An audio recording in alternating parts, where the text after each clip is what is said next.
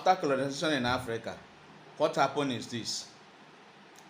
Africa is one of the continents that were colonized by the Europeans. This continent called Africa has mostly populated black people in the world.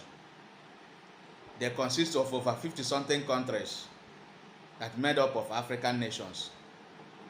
This continent called Africa were colonized by the Europeans. Most of the African countries, even more than 90%, were colonized by different countries of the world. Colonized them. They have different ethnic groups in Africa. So Africa were not the only continent that was colonized by the Europeans. China and India were also colonized. But this China and India are growing from strength to strength since after they got their independence. China went back to the drawing board. They started thinking about how to grow their nation, how to make things happen. They started implementing their policies. Today, China is one of the major exporting countries in the world. They don't only export based on raw material like African countries that export raw materials. This country called China export finished products. Even the toothpicks you are using in your house, check well, it is manufactured in China. Even the things that you can manufacture in your country, China is producing it, sell it cheap to you in your country.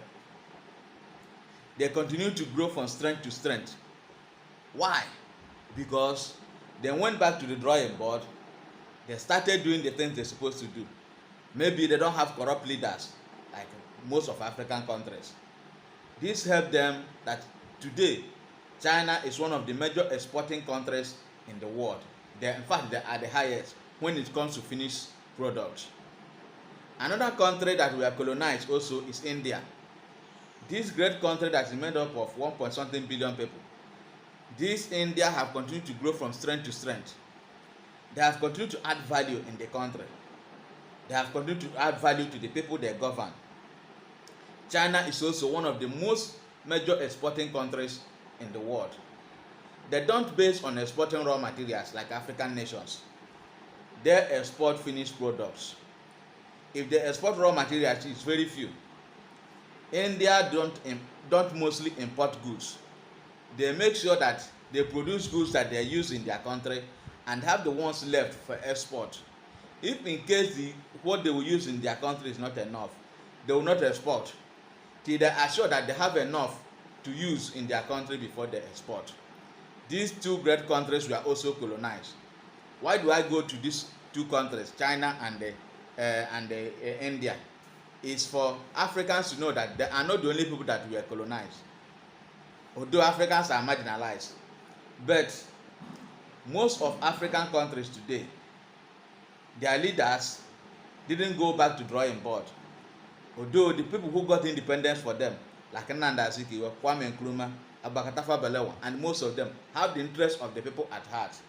But after they overthrew, these people I called were overthrown and removed from office. After this, the corrupt leaders came in. Up to today, Africa have never known peace. These people doesn't want the interest of the people. We know that human government have nothing too much to do, but this group of people who have continued to borrow money from one nation to another to finance government expenses, not even to put into production. This has made Africa to be behind. Africa is known as the third world. Don't blame the white people that they did you this or did you that. The people that are the problem you have are your leaders. They are corrupt. Political corruption everywhere. So if there is any reason for Africa to rise, it will be from when we stop to being corrupt. Even individuals are corrupt, not only the leaders. Individuals in their different offices, private businesses are very much corrupt. Can you imagine that somebody will be working under somebody? The salary will not be enough to bag half bag of rice in a month. How do you expect the person to feed? In a multinational company, the salary will not be enough to buy half bag of rice in a month. How will the person feed? So Africa is the problem of Africa, not the white people. If we begin to change our attitude today, things will begin to change. But if we keep our attitude the way it is, I'm afraid we will sink down the ocean at the end of the day.